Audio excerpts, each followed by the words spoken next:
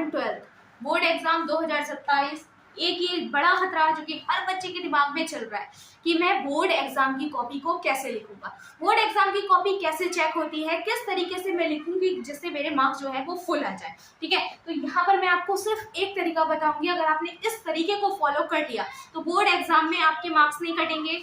आप class 9th में हो या क्लास 11th में हो, आपके स्कूल में मार्क्स नहीं कटेंगे।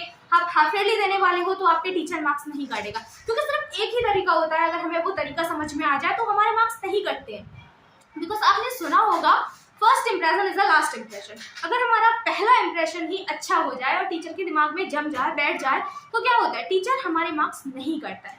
सबसे पहली बात आपको ध्यान से क्या करना है, ध्यान से एक बात को समझना है कि जो नया डर बच्चों के दिमाग में बैठ गया है कि मैं बोर्ड एग्जाम दूंगा तो फिर मैं कैसे करके अपनी कॉपी को राइट करूं, क्या मैं करूं जिससे कि मेरे मार्क्स अच्छे आए। तो सबसे पहली बात, अगर आप हाफ ईयरली दे रहे हो, बोर्ड दे रहे हो, 9, 10, 11, 12 किसी भी क्लास में हो, यही एक तरीका है, यही तरीका रहने वाला है। बस इसी तरीके को हमें फॉलो करना है, आपको कॉपी करना है। ठीक है, तो उसमें सबसे पहले आपके अंदर इम्प्रूव जो है वो यहाँ से शुरू होता है।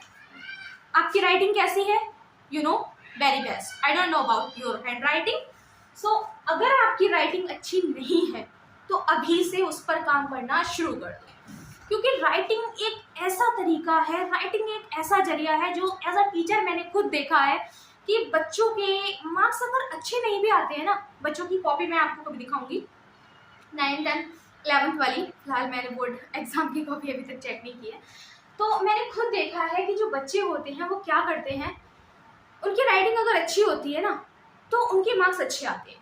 हम लोग जब साथ में बैठ के कॉपी चेक कर रहे होते हैं तो क्या होता है, टीचर खुद ये बात बोलता है कि अरे इस बच्चे को मार्क्स ठीक दो क्योंकि इसकी राइटिंग अच्छी है, उसको मार्क्स ठीक मत दो क्योंकि उसकी राइटिंग अच्छी नहीं है। अब क्या है, हमारे शुरू के कितने चैप्टर देखता है teacher, question 1, question 2, question 3, 3 question आपके बहुत अच्छे होने चाहिए, ऐसे बिल्कुल एकदम नीट एंड क्लीन।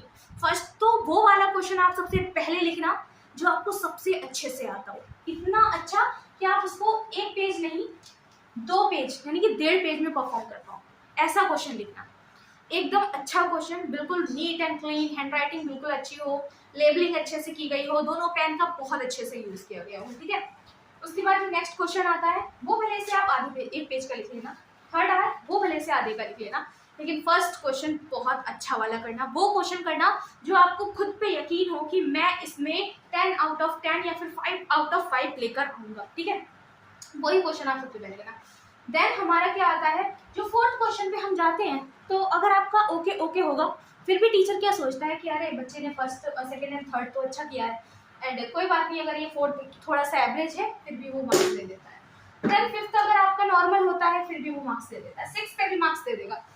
बट ये जो 3 क्वेश्चन है स्टार्टिंग के, या 3 या 4 पेज मान लो, वो एकदम परफेक्ट होने चाहिए, उसमें आपकी राइटिंग अच्छी होनी चाहिए, सिर्फ और सिर्फ 2 पेन का यूज होना चाहिए, ब्लैक एंड ब्लू। ठीक है, क्वेश्चन आप ब्लू से करोगे, फिलहाल मेरा ब्लू तो ब्लैक पे चला गया है, तो यहाँ पर आप, ये मेरा ब्लैक चल रहा है, ब्लैक का क्वेश्चन यूज करोगे।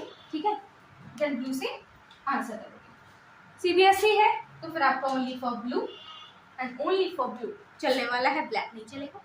बस इतना ध्यान रखना कि जब हम कॉपी अपनी लिखें तो हमारी कॉपी में राइटिंग बहुत अच्छी हो। शुरू के पेज देखकर टीचर मार्क्स देता है, बाकी का आगे का नहीं देखता, कोई ज्यादा ध्यान नहीं देता।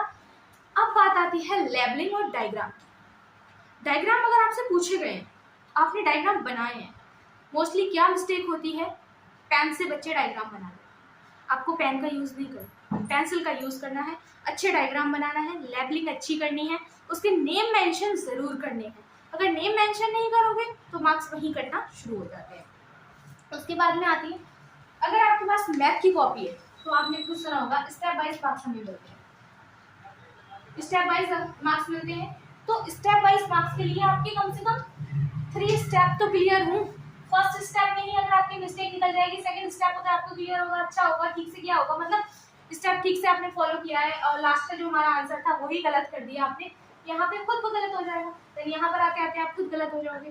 तो जब मैथ का आंसर कर रहे हो तो ध्यान रखना फर्स्ट स्टेप मिस्टेक ना हो, सेकंड स्टेप क्लियर हो, थर्ड स्टेप पर जाकर अगर मिस्टेक है तो मार्किंग कट जाएगी, बट आपको हाफ मार्क्स मिल जाएंगे।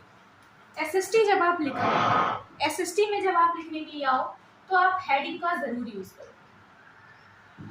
हेडिंग बहुत ज़रूरी है। क्वेश्चन को 4-5 हेडिंग ज़रूर दो आप, ताकि वो जो आपका 5 नंबर का लॉन्ग क्वेश्चन था या शॉर्ट था उसमें आपके मार्क्स मिले। कोई भी लॉन्ग क्वेश्चन कर रहे हो उसमें 2 हेडिंग ज़रूर डालो।